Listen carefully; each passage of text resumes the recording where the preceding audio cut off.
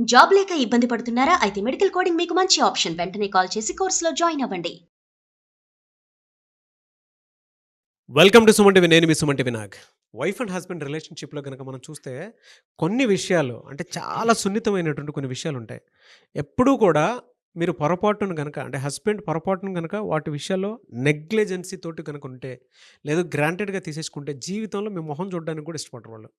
ఆ విషయాలు ఏంటి అనేది ఈరోజు మనతో పాటు హైకోర్టు అడ్వకేట్ అలగిరి రవీంద్రనాథ్ గారు ఉన్నారు. అది వారి మాటలోనే అడిగి తెలుసుకుందాం. Hello sir. హాయ్ అండి నాగరాజు గారు. వైఫ్ అండ్ హస్బెండ్ రిలేషన్‌షిప్‌లో కొన్ని ఉంటాయి సార్ డెఫినిట్‌గా. బయట నుంచి చూసేటప్పుడు పెద్ద పిక్చర్‌లో భార్యాభర్తలు బాగున్నారే అన్నట్టు అనిపిస్తుంది మనకి. But when it comes to reality అంటే ఆ 4 గదుల్లో చూసినప్పుడు సింపుల్‌గా చెప్పాలంటే భర్తని ఇంకా గ్రాంటెడ్‌గా తీసేసుకొని వీడి వల్ల నాకు నష్టం, దాంతో పాటు జీవితం అనేది కనిపించట్లేదు. ఇంకా వేస్ట్ అనుకునేటువంటి స్టేజ్‌లోకొచ్చేసి కామ్‌గా కూర్చొని కాపురం చేసేసుకుంటూ ఉంటారు.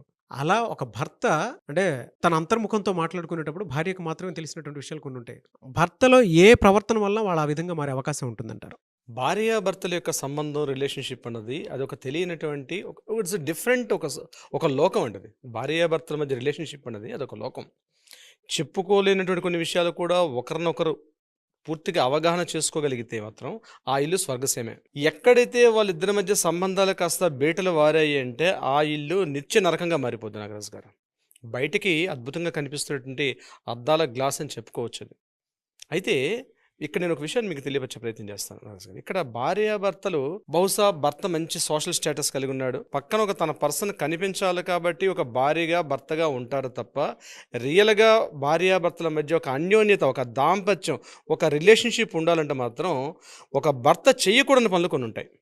ఏ పనులు చేయకూడదో వాళ్ళ మధ్య బంధం గట్టిగా నిలబడాలి. ఫెవికాల్ కన్నా బంధం గట్టిగా నిలబడాలి అంటే ఈ బంధం మరింత దృఢమైనది అంటారు చూసారా? ఫెవికాల్ యొక్క అడ్వర్టైజ్‌మెంట్ అదే. అట్లా వాళ్ళిద్దరి మధ్య బంధం గట్టిగా దృఢంగా ఉండాలి అంటే ఏ పనులు చేయకూడదు? ఏ పనులు చేయడం వల్ల వాళ్ళ వాళ్ళ యొక్క బంధం బీటలు వారిపోయింది. చూడడానికి చాలా వినడానికి చూడడానికి కాస్త చిన్నగా ఉన్న విషయాలైనప్పటికీ కూడా అది చిలికి చిలికి గాలి అలాగా పెద్ద దుమారాన్ని పెంచే ప్రయత్నం కూడా చేస్తుంది. అందులో ప్రధానంగా మొట్టమొదటిగా చెప్పుకునేది అబద్ధాలు చెప్పడం.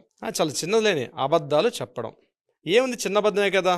కాసేపు అని అనుకుంటాం గానీ, ఆ అబద్ధాలు మెల్లమెల్లగా ఇటుక పేర్చి పెద్ద భవంతిని ఎట్లయితే నిర్మిస్తామో, ఆ అబద్ధాలు అన్నటువంటి ఇటుక గాడిని పేరిస్తే పెద్ద భవంతిగా పెరిగి, ఆ భవంతిలోకి మీరు మాత్రం మిగులుతారు. మీ చుట్టూ ఇంకెవరు మిగలరు. ముఖ్యంగా భార్యాభర్తల్లో ఒక భర్త మాత్రం మిగులుతాడు. ఆ చుట్టూ ఒక గోడగా పేర్చేసుకుంటాడాయన. సో, ఇక్కడ అబద్ధాలు చెప్పడం అనే విషయానికొచ్చినట్లయితే, ఆఫీస్‌లో కానీ, బయట కానీ నాగరాజు గారు ఒకరి పేరు చెప్పి ఇంకొక దగ్గరికి వెళ్ళడం. ఒకరి విషయం చెప్పి అంటే పలానా చోటుకెళ్తున్నాను అని చెప్పి అక్కడికి వెళ్ళకుండా వేరే చోటుకెళ్ళడం. ఇది చాలా చిన్నగా కనిపిస్తుంది గానీ, ఆ విషయం నీకు పలానా నేను టైంకి రావట్లేదు. ఈవినింగ్ 7:30 అవుతుంది. లేదా 8:30 అవుతుంది. ఇగో నేను పలానా చోటుకి వెళ్తున్నాను అని ఎప్పుడైతే మనం చెప్తామో, నాకు ఇంపార్టెన్స్ ఇస్తున్నారు అని చెప్పి భార్య ఫీల్ అవుతుంది. ఇదిగో నాకు క్లియర్‌గా చెప్పి వెళ్తున్నారు కదని. కానీ మీరు చెప్పే ప్లేస్ ఒకటి చెప్పి అక్కడికి వెళ్ళకుండా వేరే చోటికి వెళ్ళినట్టు ఆ క్షణం తెలియకపోవచ్చు గానీ 2 రోజులకో, 3 రోజులకో, 1 మంత్‌కో తెలిసిందనుకోండి, పలానా రోజున అనుమానం స్టార్ట్ అవుతుంది మీ మీద. సో, అప్పుడు ప్రతి విషయాన్ని కూడా ఎక్కడికెళ్లారు? ఎక్కడికెళ్లారు? ఎక్కడికెళ్లారు? ఈ ప్రశ్న 4, 5 సార్లు గుచ్చి ప్రయత్నం చేస్తారు. అంటే మీరు అర్థం ఏంటంటే మీరు అబద్ధాలు చెప్తున్నారు. ఈ అబద్ధాలు చెప్పుకోవడంతోటి ఆఫీస్‌లో చెప్తారు. నేను పలానా ఫ్రెండ్ దగ్గరికి వెళ్తున్నానని చెప్తారు. సాయంత్రం అయిపోయింది మా ఫ్రెండ్ దగ్గరికి పార్టీకి వెళ్తున్నానని చెప్పి. ఇది చాలా చిన్న విషయమే. అబద్ధాలు చెప్పడం అన్నది గాని అలవాటు చేసుకోగలిగితే ఇక ప్రతిదానికి అబద్ధాలు చెప్తారు. ఏదో ఒక అడ్డంగా బుక్ అయిపోతారు. ట్రూ అండి. చాలా మంది చేసేటువంటి పని ఏదైనా ఉంది అనంటే, ఆఫీస్‌లో ఉన్నామనే చెప్తారు కానీ, ఏ థియేటర్ దగ్గరో, ఏ పార్క్ దగ్గరో, ఏ ఆహ్, జనరల్‌గా షాపింగ్ మాల్ దగ్గరో, లేదంటే వేరే సెంటర్స్ దగ్గరో, లేదా ఏదైనా సంబంధం లేని ప్రదేశంలో కనిపిస్తూ ఉంటారు. తీరా చూసిన తర్వాత ఏంటంటే, ఇప్పుడు ప్రపంచం చిన్నదంటారు. ఈరోజు కాకపోతే రేపైనా సరే ఆ విషయం తెలియకుండా ఎందుకుంటది? వాళ్ళు ఏ ఏరియాలో అయితే అబద్ధం చెప్పేసి వెళ్లారో, దాని చుట్టూ ఎవరైతే అంటే అక్కడ తెలిసినటువంటి వాళ్ళు ఇంకొకళ్ళు యాక్సిడెంటల్‌గా చూసినా సరే, పలానా చోట మీ హస్బెండ్ పలానా చోట కనిపిచ్చారు అనంటే బేరీ చేసుకుంటారు. ఇంట్లో డైరెక్ట్ చెప్పలేకపోవచ్చు. బట్ బేరీ చేసుకుంటారు. ఇలాంటి యాక్సిడెంటల్‌గా ఒక 4, 5 సార్లు ఆ కోయిన్సిడెన్స్‌లో తెలిసిందనుకోండి ఖతం. డెఫినెట్‌గా సార్.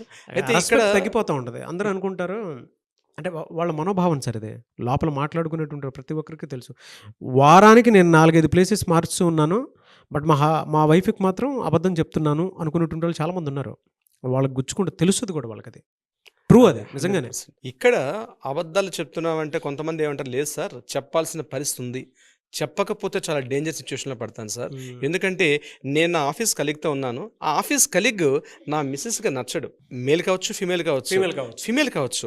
బట్ నా ఆఫీస్లో నేను సర్వే కావాలి, లేకపోతే నా రిలేషన్షిప్ మెయింటైన్ చేయాలి, నాకు ప్రమోషనో ఎక్స్వైజెడ్ ఏదో ఒక విషయం మీద నేను అతనితో ట్రాక్ చేయాలి. బట్ అతను నా మిస్సెస్కి నచ్చడు. అటువంటి సందర్భాల్లో నేను తప్పనిసరిగా చేయాల్సిన పరిస్థితి వస్తుంది అని కూడా అబద్ధాలు చెప్తారు. అతని దగ్గరికి వెళ్ళలేదండి, వేరే చోటుకి వెళ్ళి అని చెప్పి తన మిస్సెస్కి చెప్పే అవకాశం కూడా వస్తుంది. ఇక్కడ కన్వీనియంట్గా టేక్ ఇట్ గ్రాంటెడ్గా తీసేసుకుంటారు. ఐఎమ్ వెరీ క్లీన్ చిట్, నేను చేయాల్సిన పరిస్థితి వచ్చిందండి. వాళ్ళు కూడా నేను చెప్పేది ఏంటంటే, ఒకవేళ మీ పార్ట్నర్ అంటే మీతో ఉన్నటువంటి ఆ పర్సన్ ఎవరో మీ మిస్సెస్ యాక్సెప్టెన్స్ ఇవ్వకపోతే ఆమెకు అర్థమయ్యే భాషలో అర్థమయ్యేటట్టుగా ప్రయత్నం చేయండి, కన్విన్స్గా చేయండి. ఆవిడని చెప్పి, ఇదిగో నేను ఆయనతో ఉండాల్సిన పరిస్థితి వస్తుంది కాబట్టి ఇవి అక్కడికి వెళ్తున్నాను అని చెప్పే ప్రయత్నం చేస్తే మీ నిజాయితీ, మీరు మాటల్లో ఉన్నటువంటి మీ నిజాయితీ, మీ మాటల్లో ఉన్నటువంటి స్పష్టత ఆమెతో మీకు ఉన్నటువంటి రిలేషన్షిప్ మరి కాస్త గాఢంగా పెంచే ప్రయత్నం అవుతుంది. మీరు కానీ అక్కడ ఎస్కేప్ చేశారంటే ఆ ఎస్కేప్ తోటి స్లిప్ అయిపోతారు, మీరు రిలేషన్షిప్ కూడా బెటలు వారే అవకాశం కూడా ఉంటుంది. అందులో మీరున్నారా లేదా అనేది మాత్రం రీచెక్ చేసుకోండి. ఫస్ట్ పాయింట్ ఇది. సెకండ్ సార్, ఫ్రెండ్స్, అలవాట్లు, వ్యసనాలు ఇవి సహజంగా take it granted. Smoking habit ఉంటుంది, లైట్గా ఇంటికి వెళ్తే ఒక చిన్న 60 or 40 or 90 వేసుకుంటుంటే మహానుభావులు కూడా కొంతమంది ఉంటారు. దాన్ని కవర్ చేసుకోవడం కోసం ఇంకొకటి చేసే ప్రయత్నాలు ఉంటాయి. ఇట్లాంటి చిన్న చిన్న అలవాట్లు కూడా చెప్పండి, తప్పేముంది. మీకు అలవాట్లు ఉన్నాయి, మీ భార్యకి చెప్పండి, కొన్ని పలానా టైం నేను చేస్తున్నాను అని చెప్పి. మొదట యాక్సెప్టెన్స్ ఇవ్వరు, తర్వాత యాక్సెప్టెన్స్ ఇవ్వరు, తరువాత కూడా యాక్సెప్టెన్స్ ఇవ్వరు. కానీ 4th టైము మీ మాటల్లో నిజాయితీ, ఇందాక నేను చెప్పినట్టుగా నిజాయితీ, స్పష్టత, 4th టైం కొంతవరకు యాక్సెప్టెన్స్ ఇస్తారు, అర్థం చేసుకున్న ప్రయత్నం చేస్తారు. కానీ అది అక్కడితో పుల్ స్టాప్ పెట్టండి. ఇదే వ్యసనంగా మారింది, యాక్సెప్టెన్స్ ఇచ్చారని చెప్పి దాన్ని మరలా చిలికి గాలివని చేసుకుంటే ఆ అలవాట్లు మరలా మిమ్మల్ని అబద్ధాలు చెప్పే కేటగిరీ కిందకు వస్తాయి. కూడా మెల్లగా మీరు అబద్ధం చెప్పే ప్రయత్నం చేస్తారు, మరలా గాలివాటి కింద కూడా వచ్చే అవకాశం కూడా ఉంటుంది. సెకండ్ పాయింట్, సమయానికి ఇంటికి రాకపోవడం. నాగరాజు గారు, టైంకి చెప్పిన టైంకి రాకపోవడం. ఏంటి సార్ ఇది పెద్ద విషయమా? నేను చెప్పిన టైంకి రాలేకపోతాను సార్, రకరకాల ఫీజిబిలిటీస్ ఉండవు మాకు అక్కడ అని చెప్తారు. కాదు, నో, ఇట్స్ క్లియర్. సమయానికి ఇంటికి రావడం. మీరు టైం ఆఫీస్లో లేట్ అవుతుంది, ఫోన్ చేసి చెప్పండి, ఈరోజు లేదు నాకు 8:30 అవుతుంది, 9:30 అవుతుంది, ఏదో ఒక టైం చెప్పిన టైం కాస్త 10 నిమిషాలు అటు. ఎందుకంటే గుర్తుపెట్టుకోండి, ఇంట్లో మీకోసం మీ అమ్మ తర్వాత ఎదురు చూసే వ్యక్తి ఏకైక వ్యక్తి తనే. చిన్నప్పుడు మీరు పెళ్లి కాకపోవడం మీ ఇంట్లో మీ అమ్మా నాన్న మీకోసం వెయిట్ చేస్తారు. కానీ పెళ్ళైన తర్వాత మీ భార్య చేతిలో మిమ్మల్ని పెట్టిన తర్వాత, ఈ సెంటెన్స్ మరొకసారి వినండి, మిమ్మల్ని మీ భార్య చేతిలో పెట్టిన తర్వాత మీ భార్య మీరు ఎప్పుడు ఇంటికి వస్తారా, తన విషయాలు తన రోజంతా గడిపిన విషయాలు ఎప్పుడు నా భర్తతో నేను షేర్ చేసుకుందామని వెయిట్ చేసినటువంటి భార్య చాలామంది ఉంటారు. సో సమయానికి ఇంటికి రండి, చెప్పిన టైంకి రావడం వెరీ వెరీ మోస్ట్ ఇంపార్టెంట్. చెప్పిన టైంకి వెళ్ళండి, కాస్త 10 నిమిషాలు అటు ఇటుగా. బట్ బిఫోర్ గోయింగ్ టు ఒకసారి చెప్పి వెళ్ళండి, నేను ఈ టైంకి వస్తున్నాను, నాకు పలానా ఇష్టమైనటువంటి ఒక ఫుడ్ వండి పెట్టు, లేదా పలానటువంటి ఒక కూల్ డ్రింక్ చేసి పెట్టు అని చెప్పి వెళ్ళడం ఉంది చాలా ఇంపార్టెంట్ పాయింట్. నాగరాజు గారు, థర్డ్ పాయింట్, పట్టించుకోకపోవడం. ఇది కూడా చూడడానికి చిన్నవాడే, పట్టించుకోకపోవడం. ఉదయం లేస్తారు, నెగ్లిజెన్సీ. ఉదయం లేస్తారు, ఫోన్ వస్తుంది, హడావుడికి వెళ్తారు, జిమ్కి వెళ్ళాలి, ఆ ఇంట్లో పడుకుందో ఉందో లేదో ఏం చేస్తుందో పట్టించుకోరు. టక్కన లేచి ఫాస్ట్గా జిమ్కి వెళ్తారు, హడావుడికి ఇంటికి వస్తారు, పిల్లల విషయం మాట్లాడతారు, డ్రెస్ వేసుకొని మీరు ఆఫీస్కి వెళ్ళిపోతారు. సరే వెళ్ళారు, మళ్ళీ సాయంత్రం ఆఫీస్ నుంచి ఇంటికి వచ్చారుగా, ఇంటికి వచ్చిన తర్వాత కూడా మీ ల్యాప్టాప్, మీ బాక్స్ అక్కడ మంచం మీద అలా గిరాటేసేసి ఇమీడియట్గా కూర్చొని వచ్చిన ఫోన్ కాల్స్ మాట్లాడతారో, లేకపోతే ఇంట్లో కూర్చొని ఓటీటీలు చూస్తారు, ఇంకొకటి ఇతరత్ర వ్యాపకాల్లో పడతారు, మెయిల్ చెక్ చేసుకుంటారు, మరొకటి. కానీ భార్య ఏం చేస్తుంది? పొద్దున్నుంచి మీరు ఇంట్లో లేరు, కనీసం మోర్ దాన్ 8 to 10 hours మీ భార్య మీతో లేనప్పుడు ఆవిడ ఏం చేస్తుంది? దగ్గరగా కూర్చోండి, ఆప్యాయతగా ఓ చైర్ టు చైర్ వేసుకోండి, కాఫీ పెట్టి నేను వస్తున్నానని చెప్పండి, ఎదురుగా కూర్చొని మాట్లాడండి, కాస్త ఆప్యాయంగా మాట్లాడండి. పట్టించుకోకపోవడం ఉన్నటువంటి ప్రధాన సమస్య చాలా పెద్ద సంబంధాలకు దారితీస్తుంది. ఇది నేను చెప్పుకోకూడదు వీడియోలో, కానీ రకరకాల వివాహేతర సంబంధాలకు కూడా దారితీసే ప్రయత్నాలు అవే. మీరు ఎప్పుడైతే పట్టించుకోరో సహజంగానే ఆ లేడీస్కి ఏంటంటే తను డైలీ మార్నింగ్ నుంచి తన ఈవినింగ్ వరకు యాక్టివిటీస్ ఎవరితో షేర్ చేసుకోవాలి, తన ఆపోజిట్ పర్సన్తో షేర్ చేసుకోవాలి, చిన్న ఒక ఇంట్రెస్ట్ ఉంటుంది లేడీస్కి, విషయాలు షేర్ చేసుకోవాలని కోరిక ఉంటుంది వాళ్ళు. మీరు కూర్చొని వాళ్ళతో మాట్లాడుకోకపోతే, మీరు కూర్చొని వాళ్ళ విషయాలు, మార్నింగ్ ఏం చేస్తావు, ఎక్కడ తిన్నావు, ఏం చేస్తావు, లంచ్ నేను ఆఫీస్లో రాలేకపోయాను, 2-3 సార్లు కాల్ చేద్దాం అనుకున్నాను కానీ కాల్ చేయలేకపోయాను, నీ విషయాలు ఏంటి, మీ పేరెంట్స్ ఏం చేస్తున్నారు, నేను అమ్మ దగ్గర నుంచి ఫోన్ వచ్చిందా, మీ బ్రదర్ ఫోన్ చేశారా, విషయాలు చిన్న విషయాలే క్యూరియస్గా కూర్చొని మీ బాడీ లాంగ్వేజ్ మాట్లాడేటప్పుడు, మీ బాడీ లాంగ్వేజ్ కూడా, ఆమె మాట్లాడుతుంటే పక్కన ఫోన్ చూసుకుంటూ మాట్లాడుకోవడం, ఆమె మాట్లాడుతుంటే ఓటీటీలో సినిమా చూసుకుంటూ ఆ రిమోట్లో స్కిప్ చేసుకుంటూ వీడియోస్ వచ్చేది, ఇది కాదని చేయాల్సింది.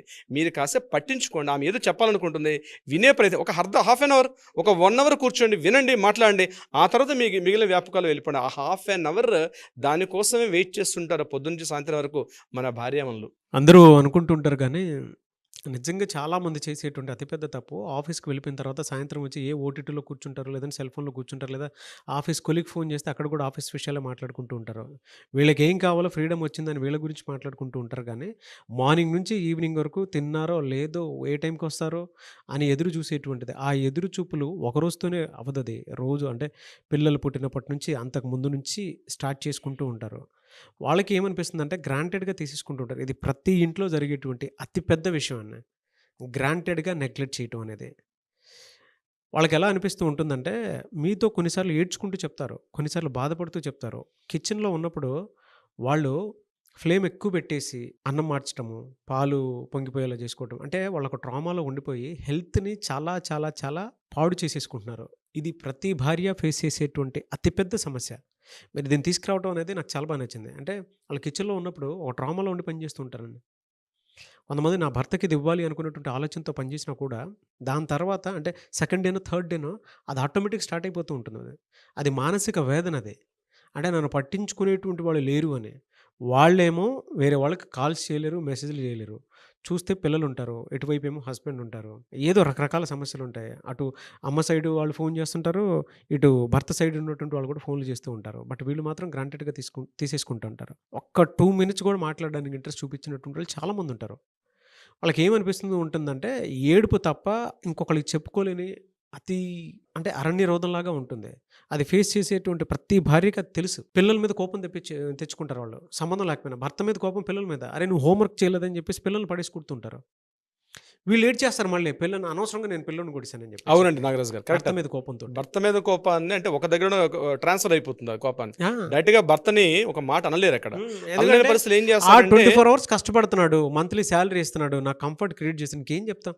కంఫర్ట్ ఇన్ ద సెన్స్ మళ్ళీ నాతో కూడా మాట్లాడాలి కదా అని ఎక్స్‌పెక్ట్ చేస్తూ ఉంటారు. నీకోసమే కదా నీకోసమే కదా, మీ ఇద్దరి కోసమే కదా నేను బయట ఇక్కడ కష్టపడి వచ్చేదని ప్రధానంగా చెప్పేసి ఏంటంటే అనుకుంటారు. ఈ విషయాలు వచ్చేటప్పుడు నాగరాజు గారు గుర్తుపెట్టుకోవాల్సింది ఏంటంటే, ఆవిడ గట్టిగా అరుస్తుంది అనుకోండి, కాసేపు ప్రశాంతం అయిపోండి, కూల్ అయిపోండి కాసేపు.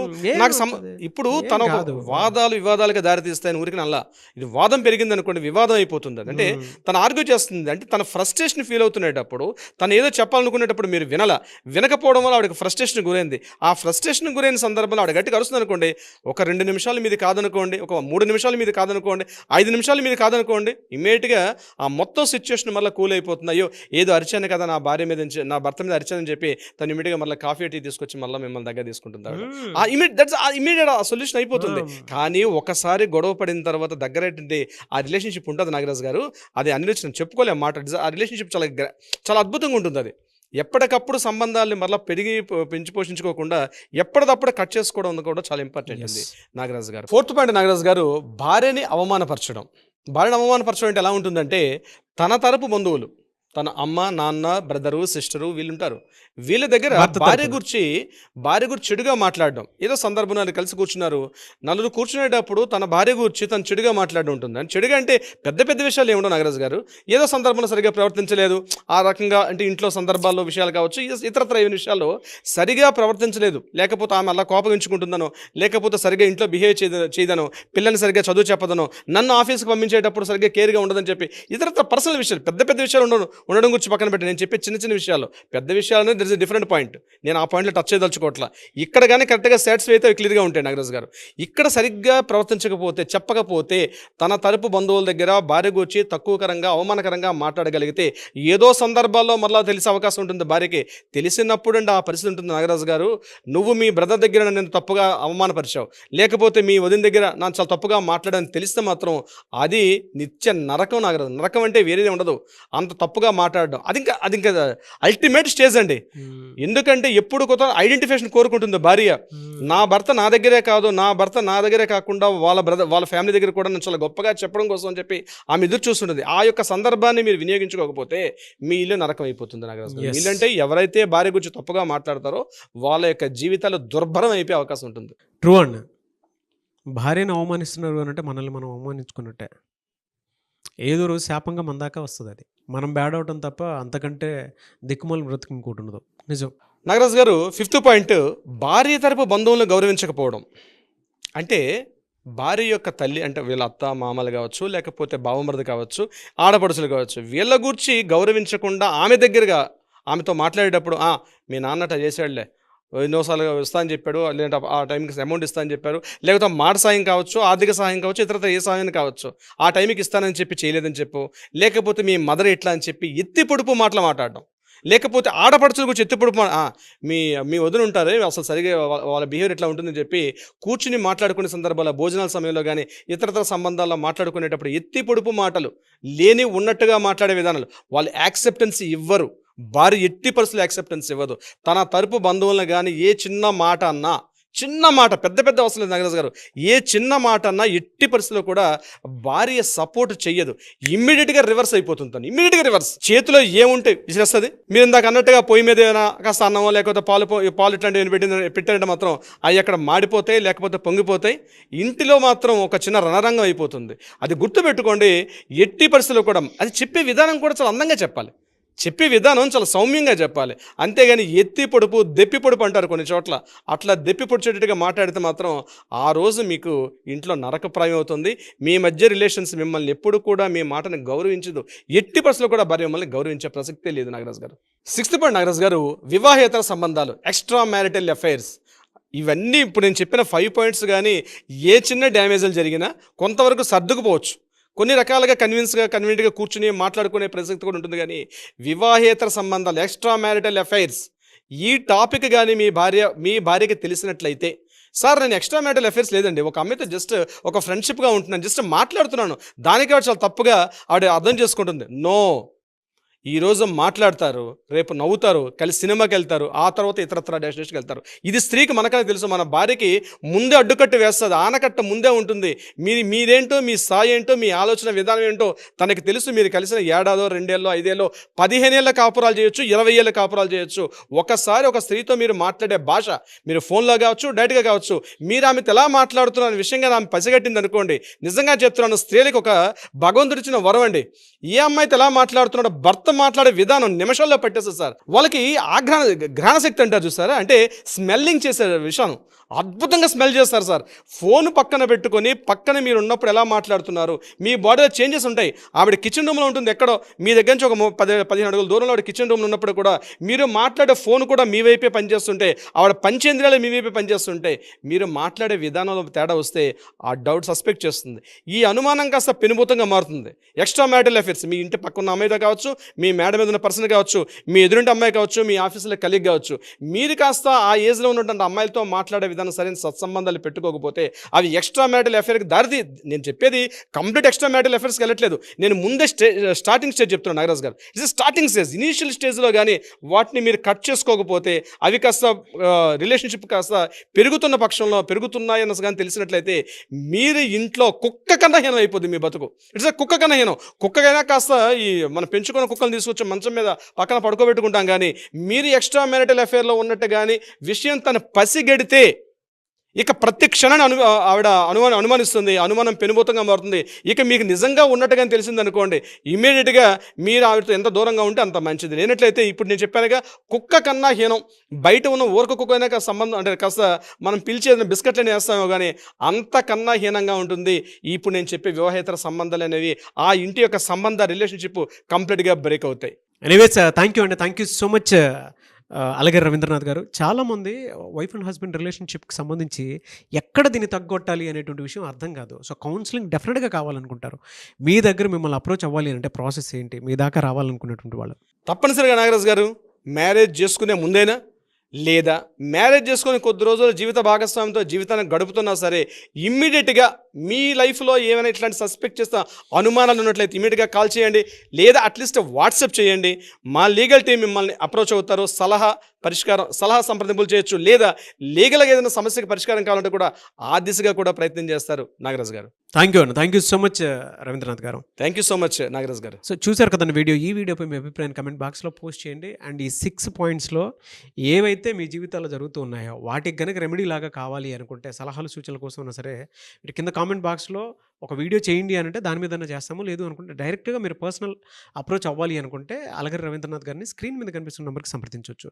ఈ వీడియో లైక్ చేయండి, షేర్ మాత్రం తప్పకుండా చేయండి. ఇలాంటి మరిన్ని వీడియోస్ కోసం మా ఛానల్ ఫాలో అవ్వండి. Thank you.